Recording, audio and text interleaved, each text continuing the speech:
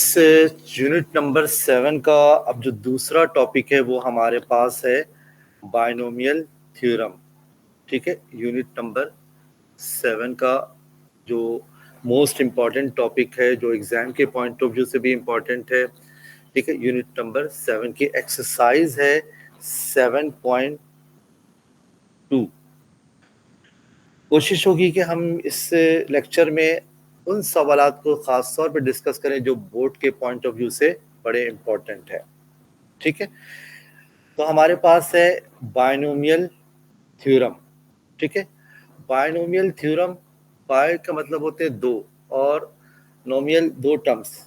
ठीक है जी, यहाँ पर हम अगर आप देखें तो बाइनोमियल कैसे है, बाइनोमियल टर्म कैसे है हमारे पास a प्लस बी की पावर n, यानी ए और बी आपस में प्लस या माइनस हो रहे होंगे तो हम इसको कहते हैं ये बाइनोमियल टर्म है। और इसके ऊपर इंडेक्स के ऊपर कोई भी पावर हो सकती है, 2, 3 जो भी सो ऑन है। मगर अगर यही टर्म मल्टीप्लाई में लिखी हुई हो तो फिर मैं इसको बाइनोमियल टर्म नहीं कहूंगा। ठीक है, क्योंकि इसमें मल्टीप्लिकेशन आ रही है, मल्टीप्लिकेशन में नहीं बल्कि बाइनोमियल में के बीच में प्लस और माइनस में से कोई एक टर्म होनी चाहिए। ठीक है, अच्छा, बाइनोमियल का जो जनरल टर्म का फार्मूला है वो हमारे पास है NCR। NCR बेसिकली क्या है, कॉम्बिनेशन है। ठीक है, इसको हम कॉम्बिनेशन है और इसका फार्मूला हमारे पास है NCR। इसको इस तरह भी रिप्रेजेंट किया जाता है और इसको इस तरह ब्रैकेट में भी लिख के रखा जा सकता है। इसका फार्मूला हमारे पास बराबर होता है n factorial n minus r factorial into r factorial. ठीक है, ये अब हमारे पास ANCR यानी जनरल टर्म का फॉर्मूला TR+1 NCR A की power n minus R B की पावर R है। ठीक, और ये एक्सरसाइज के जो इम्पोर्टेंट क्वेश्चन है उससे हम शुरू करते हैं। सबसे पहले तो हमारे पास है, सबसे पहला क्वेश्चन नंबर है 4, एक्सरसाइज है 7.2, क्वेश्चन नंबर 4, पार्ट नंबर इसका सेकंड पार्ट से स्टार्ट करते हैं, सेकंड पार्ट। ठीक है, और पेज नंबर है इस सवाल का 228। 228 पे ये क्वेश्चन मौजूद है बाइनोमियल का, और ये इम्पॉर्टेंट क्वेश्चन होते हैं। ठीक है, जो बोर्ड के पॉइंट ऑफ व्यू से। अभी ये क्वेश्चन नंबर 4 से हम स्टार्ट करेंगे तो फिर हमें अंदाजा हो जाएगा कि ये कौन कौन से सवाल है। ठीक है, अच्छा जी, तो सवाल स्टार्ट करते हैं सॉल्यूशन से। सवाल में क्या पूछा है, find the indicate term in each of the following expression. ठीक है, यानी सवाल ये है, सवाल अगर मैं यहां लिख दूं, फाइंड द इंडिकेटेड टर्म, जो टर्म इंडिकेट की जाएगी, टर्म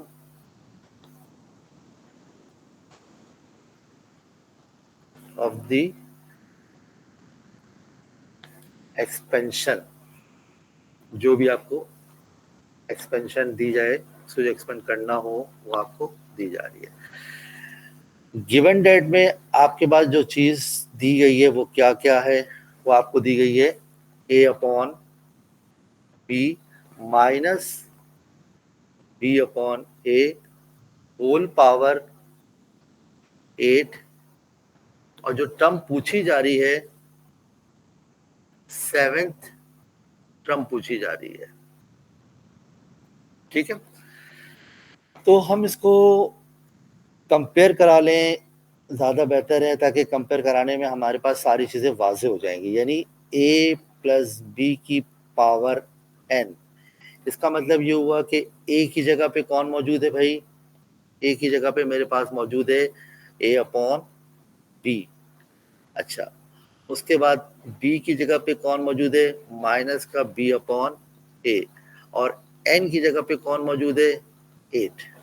ठीक है, रिक्वायरमेंट क्या है मेरी, ये तो गिवन डेट हो गया। अब रिक्वायर्ड क्या है, क्या पूछा है इसने आपसे, रिक्वायरमेंट आपकी है कि आपसे वो पूछना चाहता है कि T7 क्या होगा, 7 टर्म। ठीक है। अब आप देखें जो हमारे पास फार्मूला है, जो फार्मूला हमारे पास है, हम उसको फार्मूला अगर लिखें यूजिंग जनरल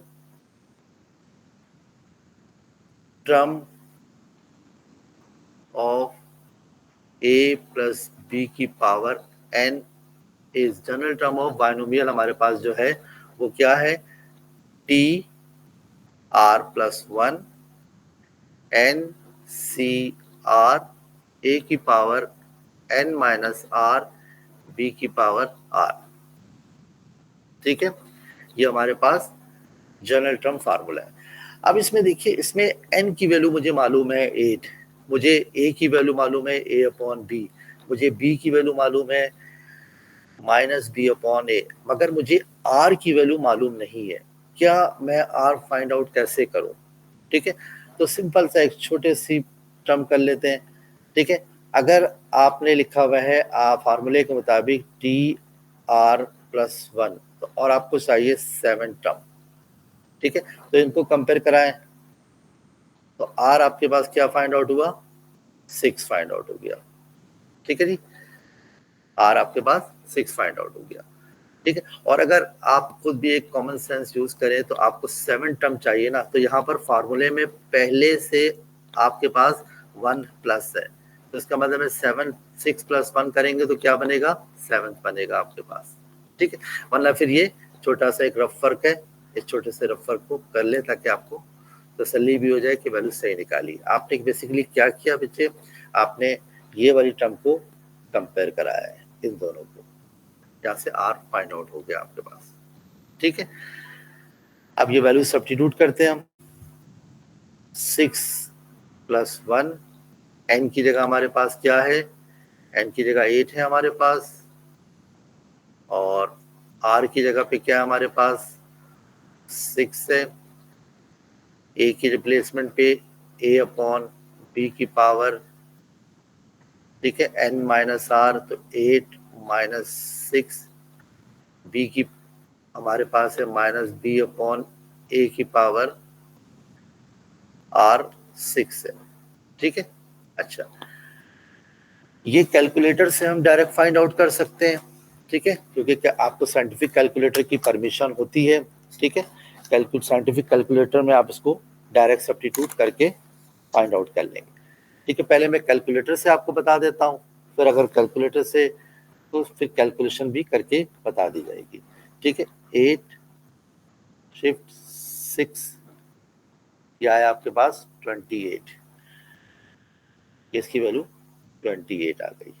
अब कैसे आई इसको हम यहाँ पर रफ में वर्क में करके बताते हैं। a अपॉन बी के पावर 2 बचा। अब यहाँ पर एक और गलती जो आप ज़्यादातर स्टूडेंट करते हैं, बेटा एक बात जहन में रखिएगा कि अगर -1 के ऊपर इवन पावर हो, ठीक है, इवन पावर क्या, 2 4 6 सो ऑन, तो ये नेगेटिव आंसर पॉजिटिव बन जाता है।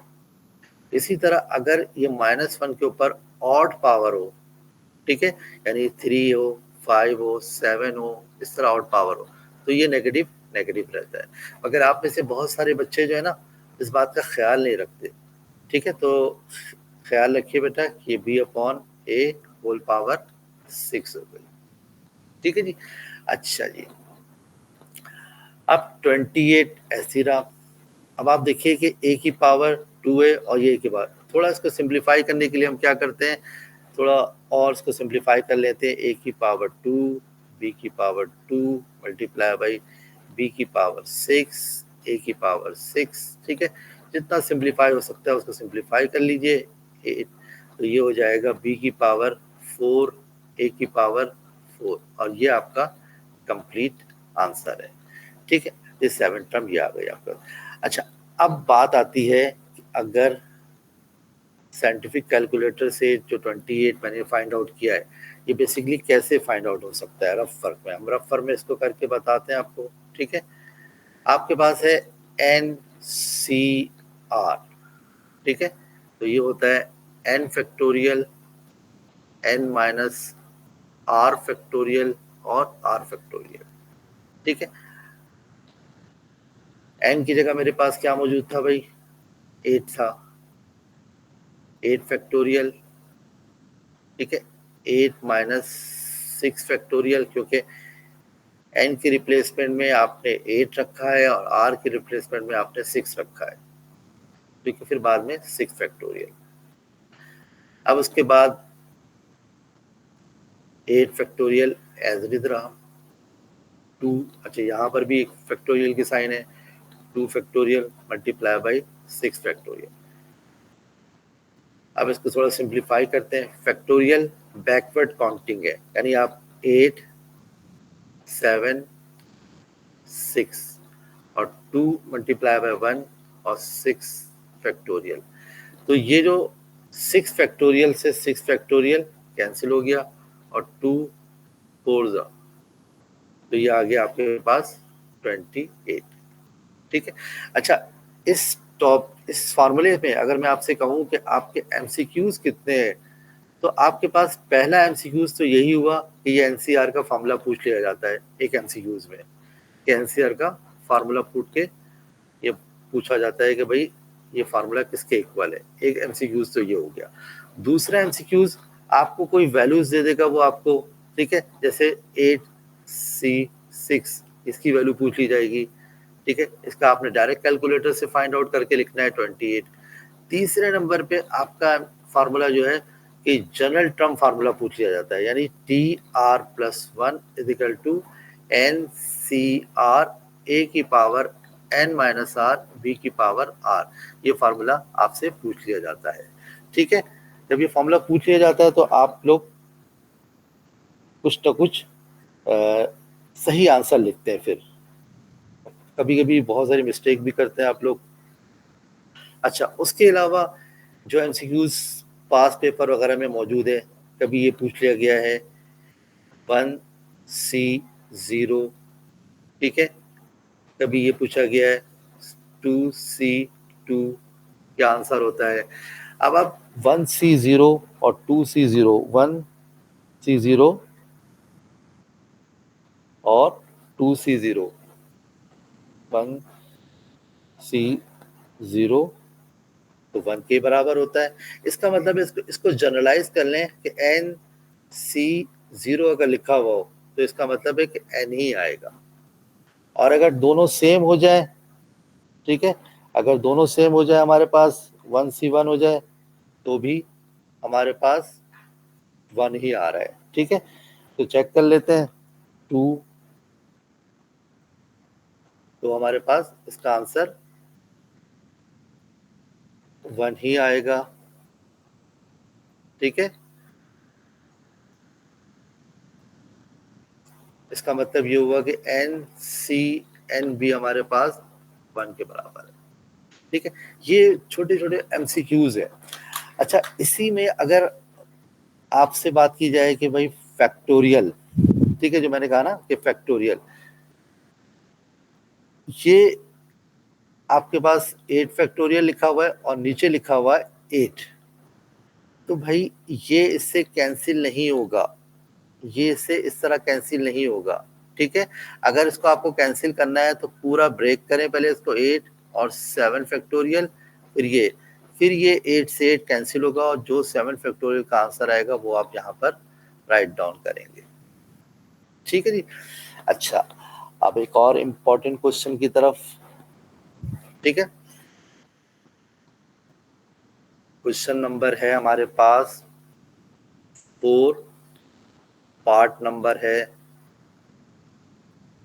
3, ठीक है, पेज नंबर है आपके पास 228, ठीक है, और यूनिट जो हम चल रहा है हमारा वो यूनिट 7 है, ठीक है, एक्सरसाइज 7.2 है, ठीक है जी। तो अब सवाल हमारे पास ये है कि गिवन डेट में ये दिया गया है, गिवन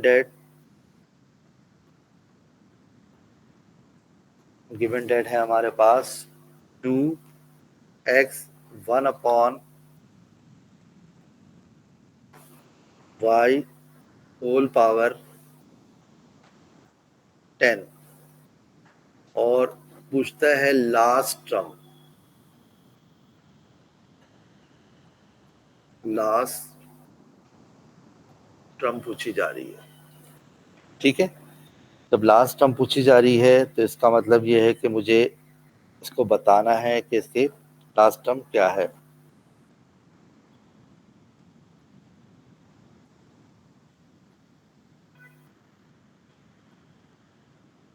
ठीक है,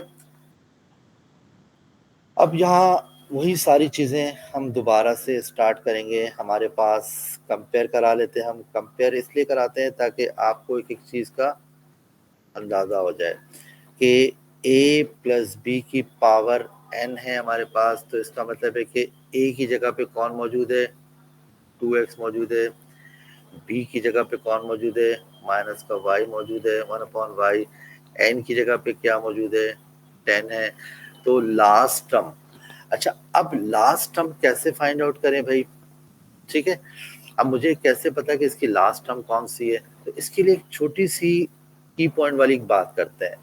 ठीक है, एक छोटी सी बात ताकि ये आपको क्लियर हो जाए कि लास्ट टर्म से क्या मतलब। मैं यहाँ पर a plus b whole square का फॉर्मूला लिखता हूँ। तो जब मैं फॉर्मूला लिखता हूँ और इसको ओपन करता हूँ तो ये होता है a square plus 2ab plus का b स्क्वायर। ठीक है, क्लियर है। तो इसका मतलब ये हुआ है कि यहाँ पर इंडेक्स पे या पावर पे क्या मौजूद है, 2 मौजूद है, और नंबर ऑफ टर्म्स कितनी आ रही है, 3 आ रही है। ठीक है, नंबर ऑफ टर्म्स कितनी आ रही है, 3।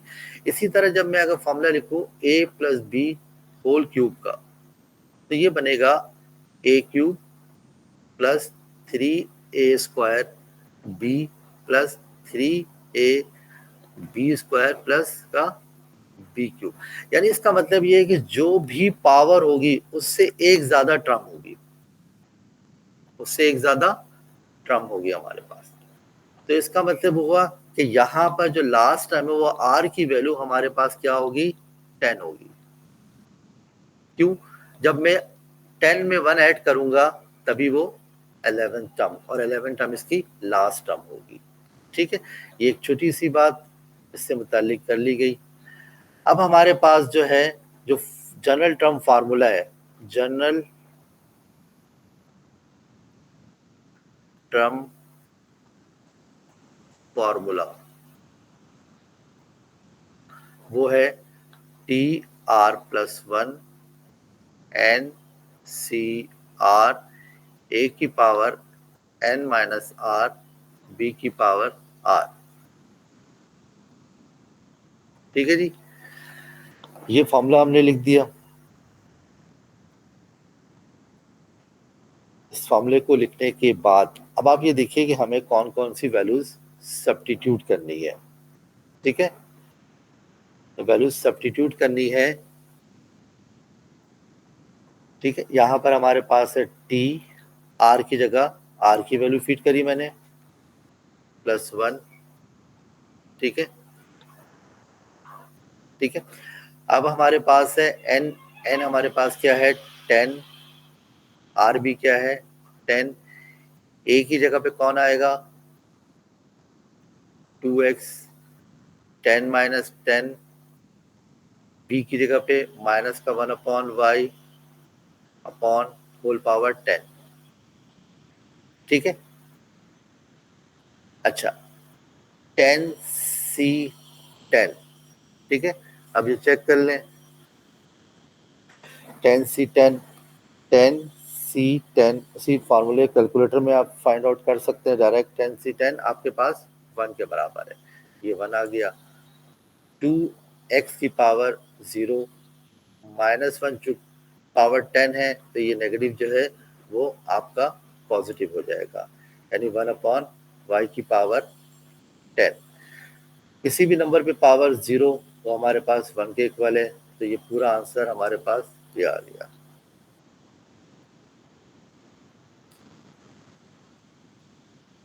ठीक है, यानी लास्ट टर्म जो कि 11 टर्म थी वो आ गई हमारे पास y की पावर 10।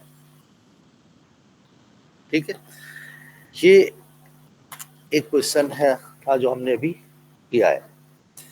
अच्छा जी, अब इसके बाद एक और सवाल की तरफ चलते हैं। ये भी जो क्वेश्चन मैं कराने जा रहा हूँ ये भी बहुत ज़्यादा इम्पोर्टेंट क्वेश्चन है। क्वेश्चन नंबर 7 है, ठीक है। एक्सरसाइज है 7.2। क्वेश्चन नंबर है 7 और इसका पार्ट नंबर 2 ही पार्ट है। फर्स्ट पार्ट करा रहा हूँ मैं, ठीक है। और पेज नंबर है 228, ठीक है जी। अच्छा, अब क्या करते हैं, यहाँ से जो सवाल दिया गया है उसको हम सवाल लिख लेते हैं और उसके बाद पहले हम सवाल लिख लेते हैं। सवाल क्या हमारे पास, राइट, ठीक है, सिंप्लीफाई फॉर्म डेवलप करनी है इंडिपेंडेंट ऑफ एक्स। सवाल हमारे पास है 2x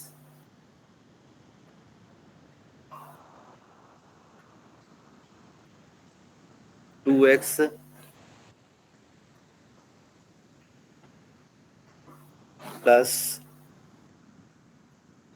1/x² की पावर 9।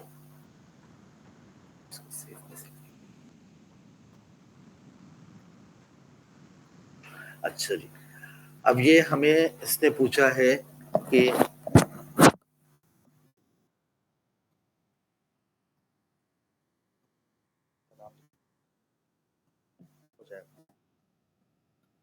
ठीक है।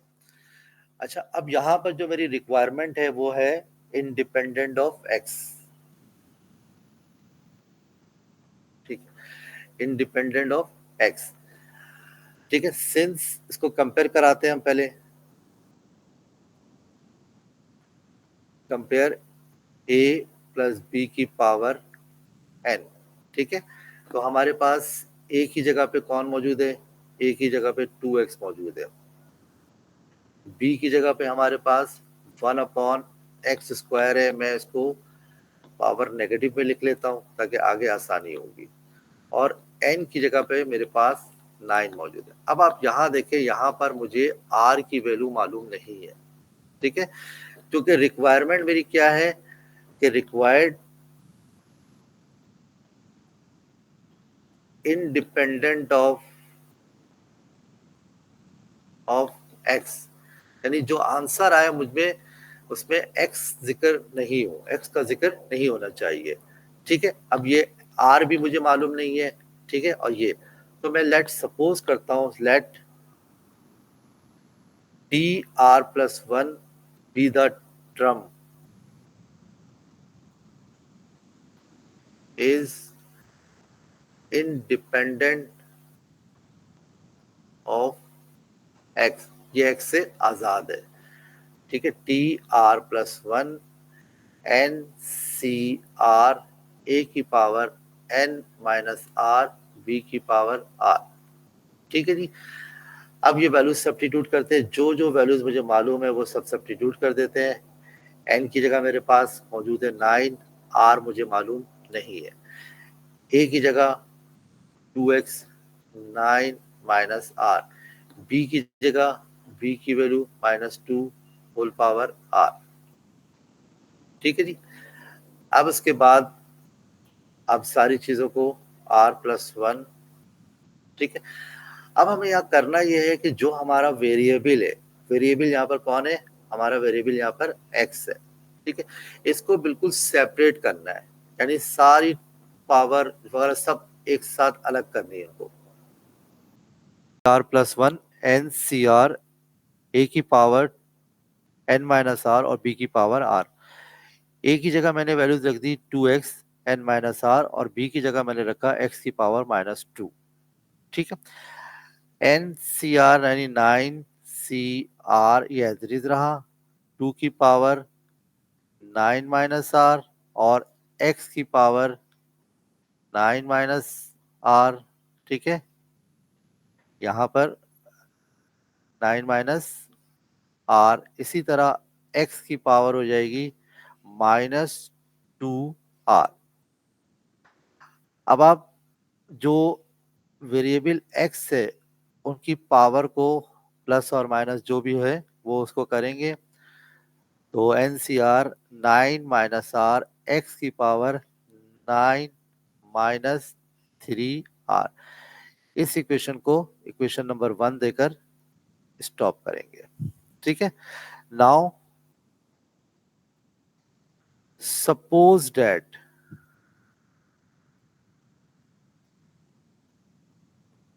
this term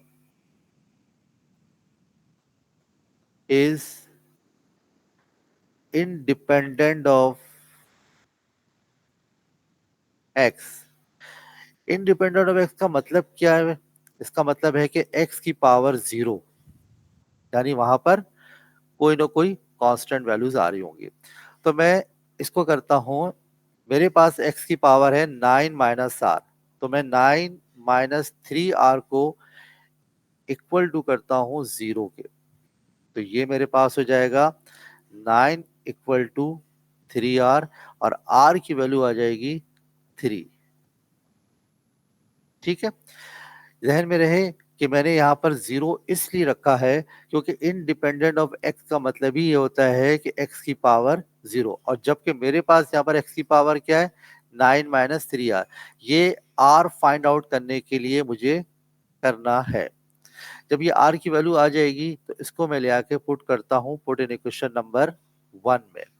ठीक है, इक्वेशन नंबर 1 मेरे पास है t, यानी ये हो जाएगा 3 प्लस 1 9c3 और 2 की पावर 9 माइनस 3, और उसके बाद x की पावर 9 माइनस 3 मल्टीप्लाई बाई 3।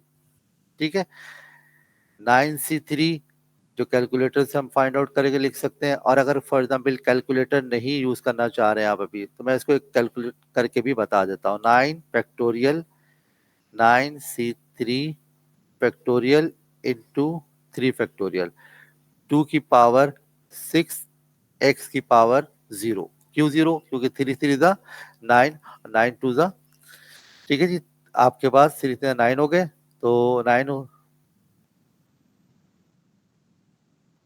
अच्छा जी, अब इसके बाद इसकी कैलकुलेशन को आखिरी मराहिल में लेके जाते हैं।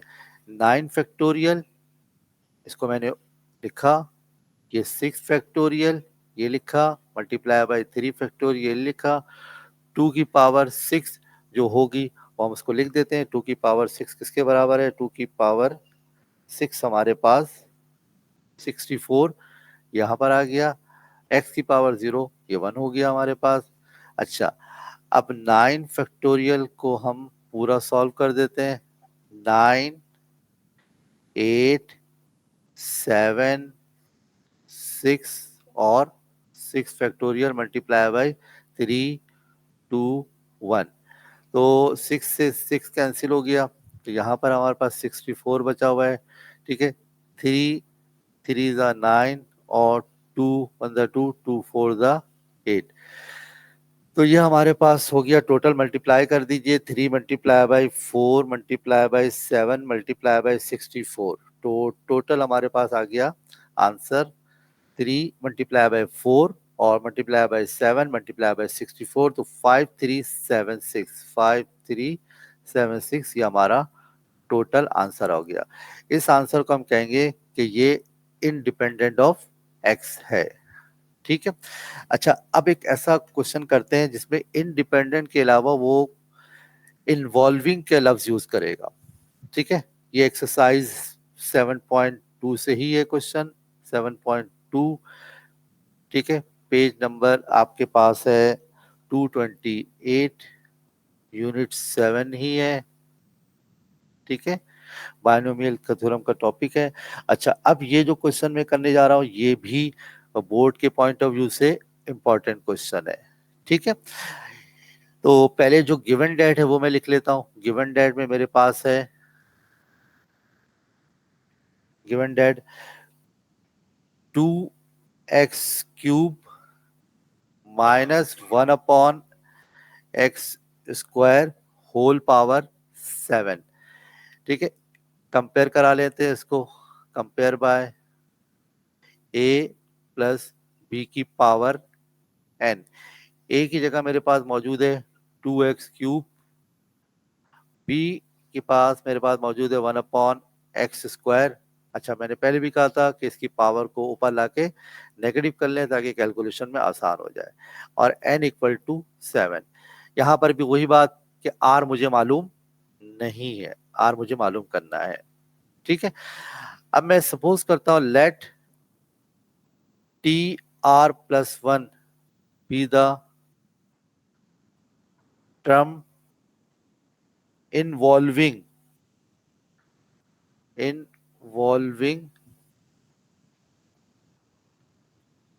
x⁻⁶।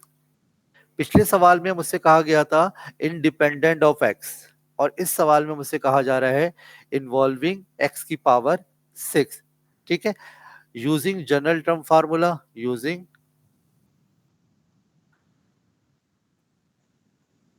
General term formula.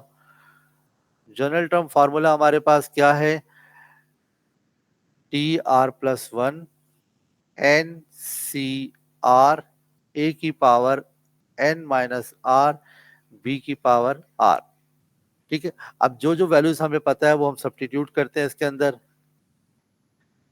r मुझे मालूम नहीं है, n की जगह मेरे पास 7 है, c r मालूम नहीं है, a के रिप्लेसमेंट में 2x³ 7 r, b हमारे पास है -x⁻²r।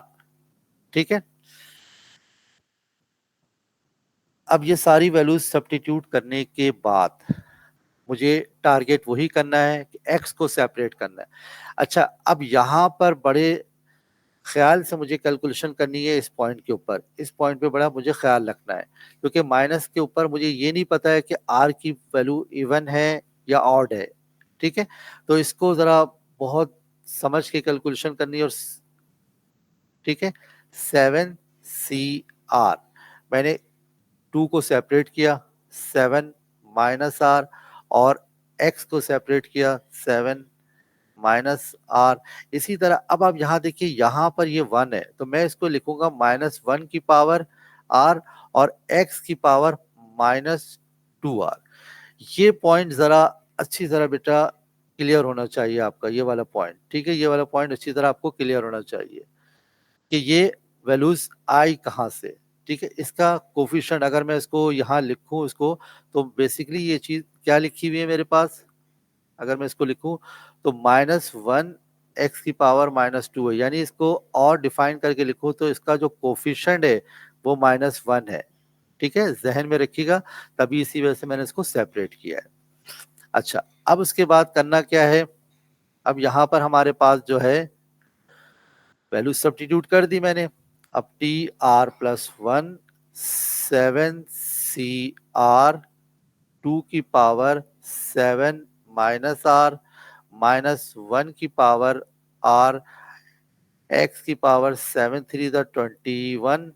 ठीक है, हमारे पास 7×3 = 21 बने, हमारे पास 21 -3r -2r। अब किस किस को मैंने आपस में यहाँ पर ऐड किया मैंने, अब आप देखें कि ये और ये दोनों x है हमारे पास। ठीक है, अब ये हो जाएगा हमारे पास 7CR 2⁻7 -r -1⁻r, और ये हो जाएगा 21 -5r। ठीक है, ये क्वेश्चन नंबर 1 हो गई मेरे पास। ठीक है, अच्छा, हमें क्या करना था, involving x⁻⁶। Suppose that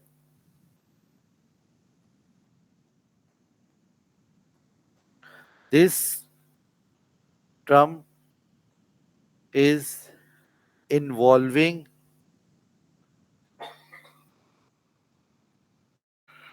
x⁻⁶। यानी इसका मतलब है कि जो मेरे पास कैलकुलेशन फाइंड आउट हो के आई है, यहाँ पर x की पावर हमारे पास ये है।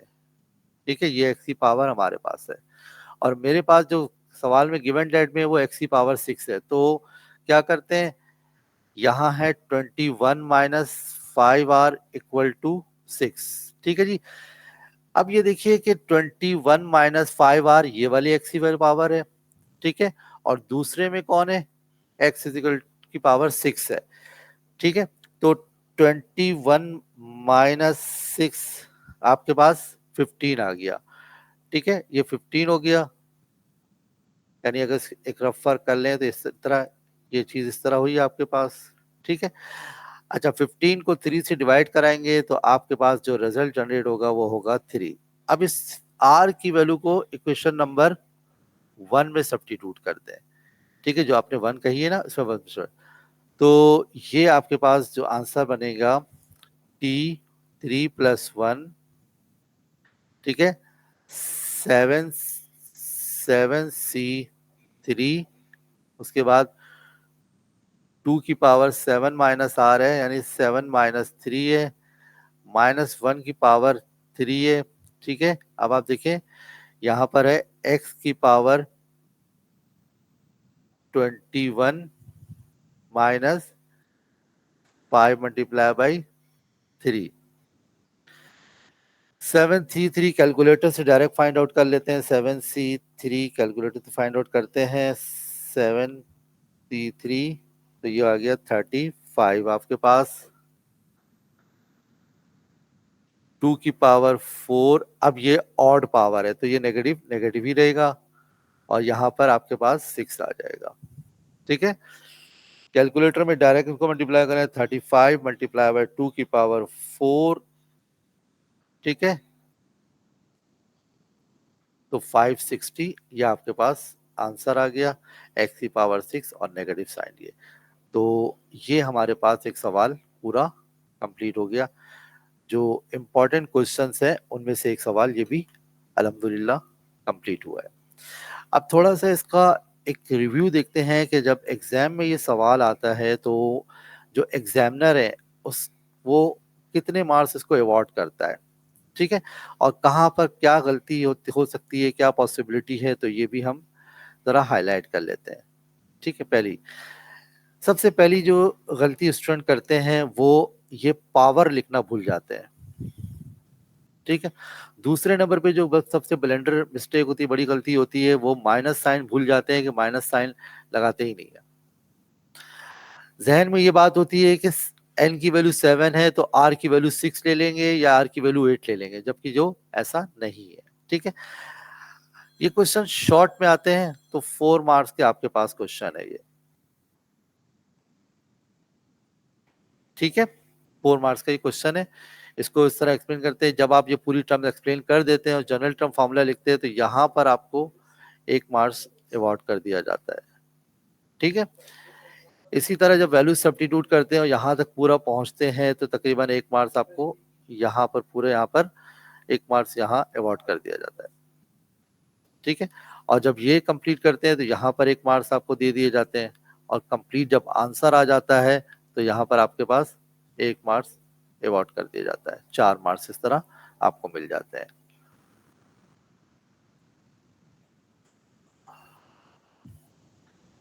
अच्छा, अब क्वेश्चन नंबर हमारे पास है 8 का पार्ट 3,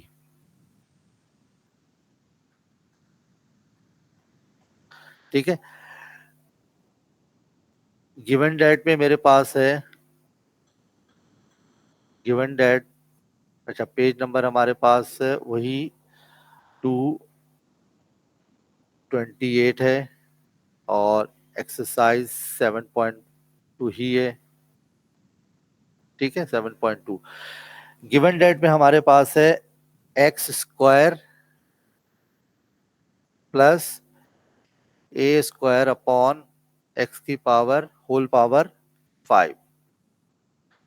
तो देखें सारे सवाल का स्टार्टिंग एक ही पैटर्न रखें, बार बार पैटर्न को चेंज ना करें, ठीक है।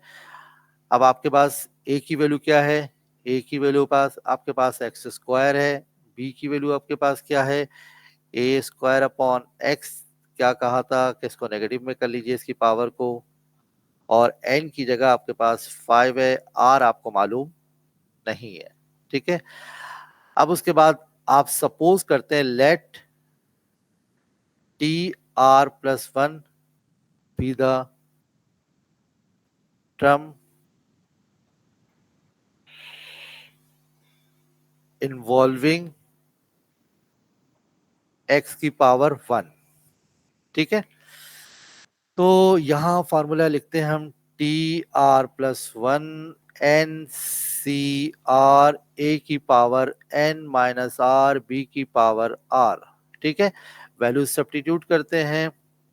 N हमारे पास क्या है 5, R मालूम नहीं है, A की जगह A की वैल्यू रखी मैंने, 5 माइनस R B की जगह B की वैल्यू रखी, A² X की पावर -1 और R। ठीक है, अब वही टारगेटेड बात, R+1 इसको अलग करें, 5CR X की पावर 2 5 10 और 2R। यहां पर इसको सेपरेट कर दें, A 2R हो गया और इसी तरह X की पावर माइनस का R। ठीक है, अब TR+1 5CR X की पावर 10 माइनस 3R और A की पावर 2R, ये क्वेश्चन नंबर 1 बन गई। ठीक है, नाउ हमारे पास suppose that this term is x की पावर 1, यानी यहां पर इसकी पावर 1 है, तो यहां पर 1 हुई और हमारे पास क्या मौजूद है 10 माइनस 3R। तो ये हो गया बच्चे हमारे पास 3R इज इक्वल टू 9, क्योंकि 3R इधर रहा, 10 में से 1 को माइनस कराएंगे तो R की वैल्यू हमारे पास आ गई 3। इसको पुट कर देते हैं, पुट इक्वेशन नंबर 1 में फिट करते हैं, 3+1 5C3 X की पावर 10 माइनस 3 मल्टीप्लाई बाई 3 और A की power 2 multiply by 1, sorry A की पावर 2 मल्टीप्लाई बाई 3। ठीक है जी, अब थोड़ा सिंप्लीफाई करते हैं, 5C3 कैलकुलेटर से चेक कर लेते हैं, वरना रफली आप कर भी सकते हैं। 5C3 ये हमारे पास 10 आ गया और ये 10 तो ये 1 हो गया और A की पावर 6 हो गई। ठीक है, यहां तक आ गए। अब जरा सवाल पढ़िए कि सवाल में इसने क्या कहा था। उसने कहा था required the coefficient of x की पावर 1। रिक्वायर्ड हमारे पास था, रिक्वायर्ड जो था वो था द कोफिशिएंट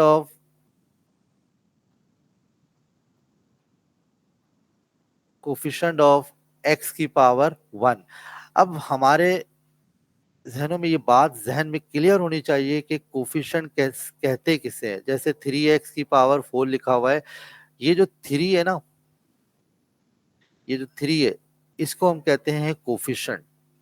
ठीक है, तो इसका मतलब ये हुआ कि required the coefficient of x की पावर इज, इसका जो रिजल्ट होगा वो 10 A की पावर 6, ये हमारा आंसर होगा। अब आप खास बात देखिए कि पूरा सवाल उसी पैटर्न पे लेकर गए हैं, उसमें कोई चेंजिंग नहीं की है। ठीक है, कोई चेंजिंग नहीं की है, same as it is pattern पे, सिर्फ आखिर में आंसर में लिखने में हमने कंप्लीट किया है। अब देखिए कि इस एक्सरसाइज से अगर मैं आपसे कहूं कि इस एक्सरसाइज 7.2 से जो इम्पोर्टेंट क्वेश्चन है, जो मोस्ट इम्पोर्टेंट है बोर्ड के पॉइंट ऑफ व्यू से मोस्ट इम्पोर्टेंट क्वेश्चन है, तो उनमें क्वेश्चन नंबर आपके पास 4, ठीक है, क्वेश्चन नंबर 4, ठीक है, क्वेश्चन नंबर आपके पास 7, क्वेश्चन नंबर 8, ठीक है, ये क्वेश्चन हमारे पास मोस्ट इंपॉर्टेंट क्वेश्चन है। ठीक है, ये इसके अलावा एक्सरसाइज 7.2 में ही 2 क्वेश्चन ऐसे मौजूद हैं जो 5 और 6, ठीक है, ये फिर इंशाल्लाह ताला नेक्स्ट लेक्चर में हम आपसे डिस्कस कर लेंगे। Thank you so much.